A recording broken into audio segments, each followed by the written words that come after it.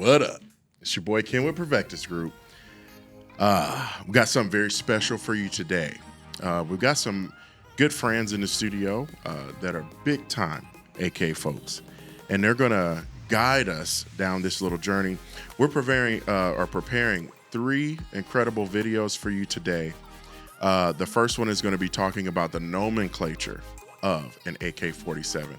And all that basically means is that you know where all the different items and buttons and switches and basically just all the important parts of the AK-47. We're going to discuss those with you today, but we're going to keep it light so you don't get confused and want to pull your hair out. Then we're going to get into the next most important thing. How do you actually load this thing? And then thirdly, how do you unload it? So it's going to be a part of a 3-video series, and this is the first one covering the nomenclature. So let's get started. But before we do, I would love to introduce my friend Ed with Gorillas in the Mist. How y'all doing? It's Ed with Gorillas in the Mist. If you've seen our videos, AK guys, that's all we do. Well, we do other stuff, but man, AKs is where it's at.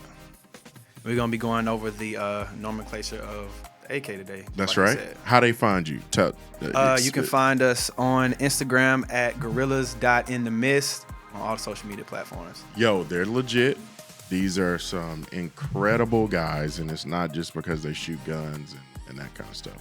Incredible dudes. I really hope that you listen to some of this info he's going to bestow on us. Now, I know that the vast majority of you are AR-15 owners, okay? As am I. However, my first rifle was an AK. And the reasoning why is because back then, you couldn't find an AR-15 for under, $1,200, $1,400. AKs were affordable. So I got an AK, I decked it out, had a bipod on it, had, at the time, a rail, and that kind of stuff. And I had a really cheap red dot, like the one that you can buy for like $40 or $60. I think it was 2 different colors, it was red and green. Super cheap, shouldn't have been on there, but there you go. I've done it too. So I wanted to kind of go through this, especially for the AR guys, because there are some serious differences between the AK and the AR-15. And I think a lot of those differences is what keeps a lot of the AR-15 guys from actually trying it. So are we going to start at the buttstock here, Ed? Yeah, let's do it. All right, let's start there. It looks like just a regular buttstock. I think this is, actually, let me collapse this one. But this just, actually, that felt very good, matter of fact. B5 stock, incredible people, they make good stuff. But anyway, stock, this is just like AR. Yeah. Any difference? Have you noticed anything? Normal, as you know, normal AK stocks don't usually look like that. They're usually wooden, some kind of polymer stock that's kind of, that's right, fixed. It's a fixed stock. It's a noticeable difference between a stock like that B5 stock that's on that AK over there that Ken has. That one is more of a upgrade than you wouldn't see that on a normal everyday AK. That's an upgrade, yeah. So that makes sense. So we would be expecting what we see in the movies. Yeah. Wood, stock. wood. Yeah. Some parts of me like the wood, and the other parts like the tactical side is like, nah, bro. Yeah. But speaking of that, I'm glad you said that. Let's talk about who makes these rifles. I'm holding a Palmetto State Armory, and this is not just a regular AK. This is actually an AK that's chambered in 5.56. So that's the same round that goes in the AR-15. And when I saw it, I was very surprised by that. Wasn't really up to the fact that happens, but he brought up something really good because the AKs are heavy. He said it's flattest shooting rifle, period. And it makes sense. Heavy rifle, light round, moving pretty quick. The recoil on AR-15s isn't bad at all, really. So, but yeah, shout out to Palmetto State. It's Palmetto State AK. Just saying Palmetto State and AK in the same sentence is kind of weird to me. Because when you think of, I come up where if it was an AK-47, it was a Russian AK that somebody snuck over or something. It was always some kind of crazy nostalgia behind the AK. But yeah, anyway, so I got a buttstock on mine that's similar to AR-15. You got the same kind? Well, this one is more of a wire stock, more of a skeletonized stock. It's kind of like if you look at older Galils, FALs, this stock resembles closely to one of those. It folds to the left. I think that one folds to the right, I believe, of the gun. Oh, snap. It's a I button didn't on even the know side. it did Yeah, it. it takes a little bit of. Yeah, you got to push that. Yeah, for sure. so you push that in, and it folds to to the left. Yeah, That's cool. And that's a big deal. I mean, anything, is this 16-inch? that's actually a 12.5. Okay. So anything of length, especially when you're getting like your 14.5 and 12.5, folding stock is almost imperative. Well, I say if the gun can take a folding stock, why not put one on there? Agreed. Because anytime we can shorten it, the better. Transport, whatever. Doing work. My biggest thing, transport, I don't really care so much about. What I care about is like navigating, rooms, hallways. I'm already a big dude. I need a 9-inch rifle.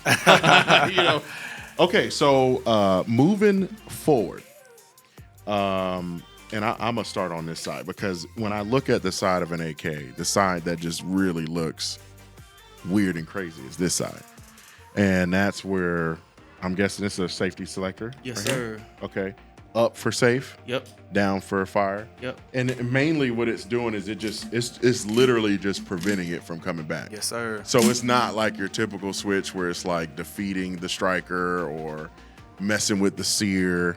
Like this is basic of the basic.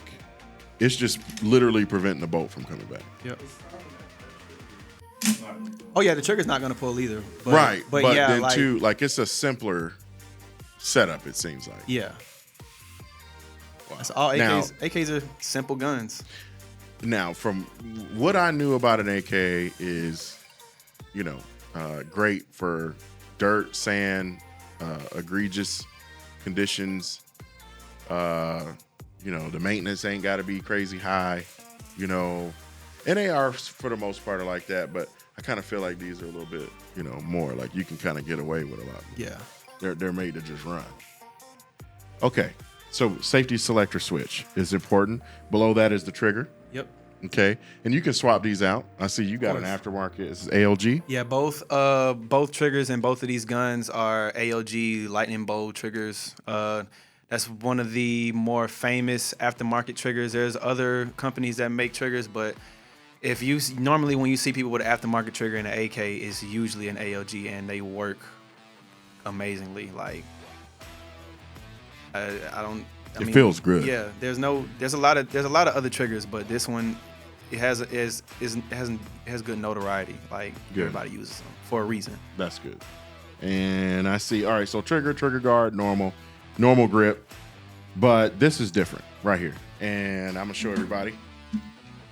So first, how you insert and take out a magazine in AK is completely different. Yep. Right. So we gotta cock it a little bit.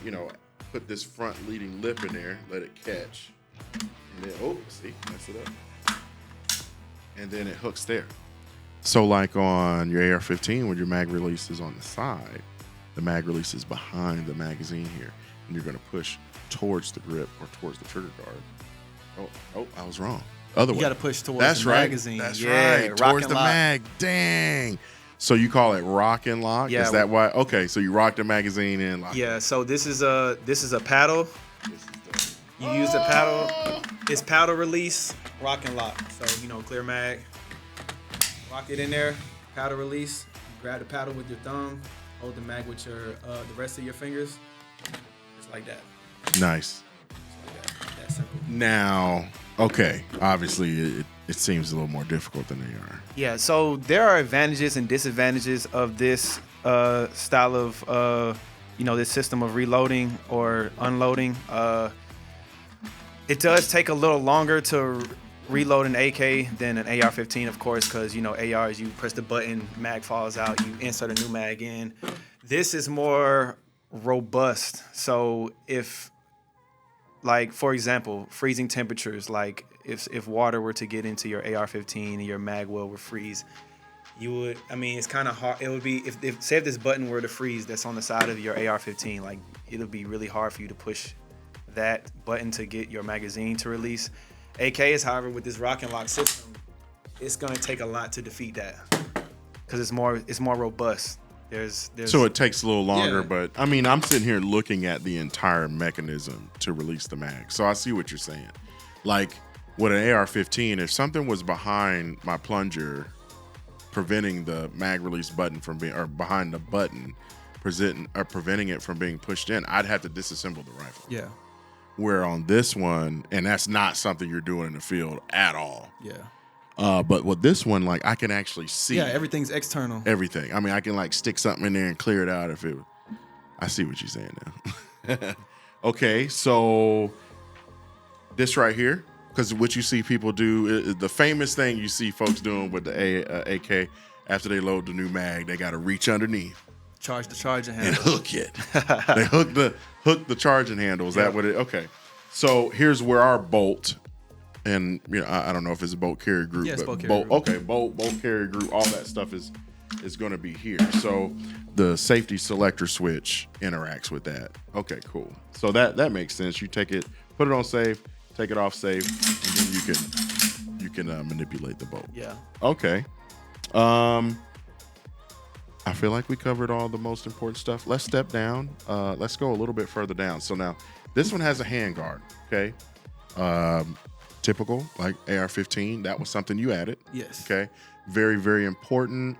You can put your accessories on there, and this is also where your support hand goes. So, and I would imagine that this handguard is probably much better than the factory. Of course. You have a lot more real estate for your accessories, but really for your hand, you know.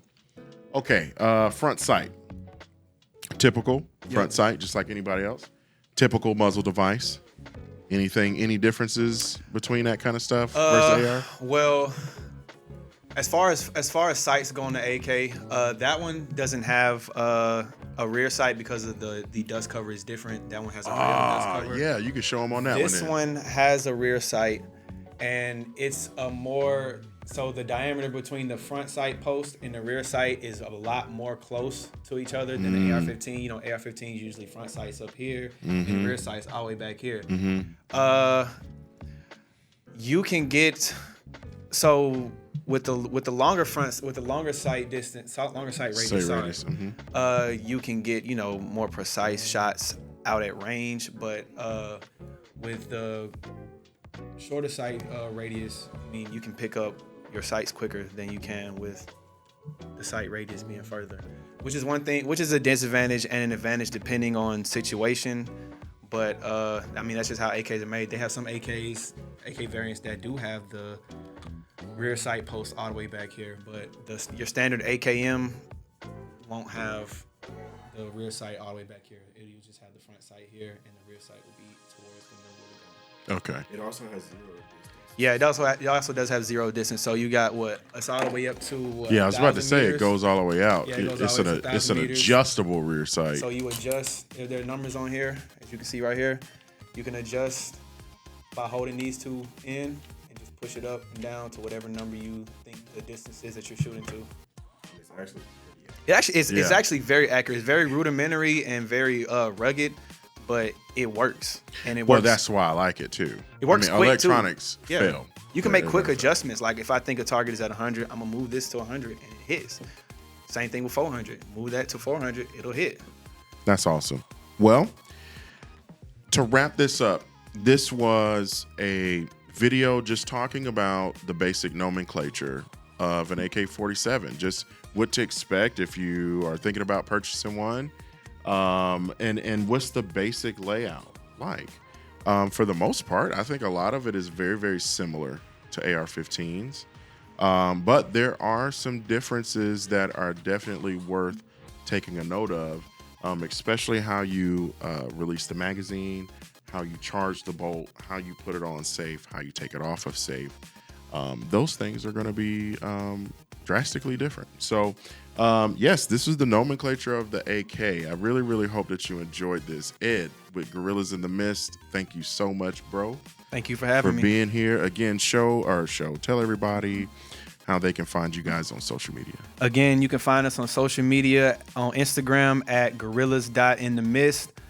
TikTok, we're on our 5th page again because we keep getting banned. Because TikTok community guidelines. I think it's gorillas.inthemist, like 5. You can search us on TikTok. We're definitely gonna pop up on there. And YouTube, Gorillas in the Mist. Search us up on there. GITM, and one of our YouTube shorts or one of our videos gonna pop up, and you're gonna check us out. See all these beautiful AKs. That's right, man. Again, thank you guys so much. Hope you learned something about the AK and the nomenclature, how it's put together, and how to use it. We love you. Peace.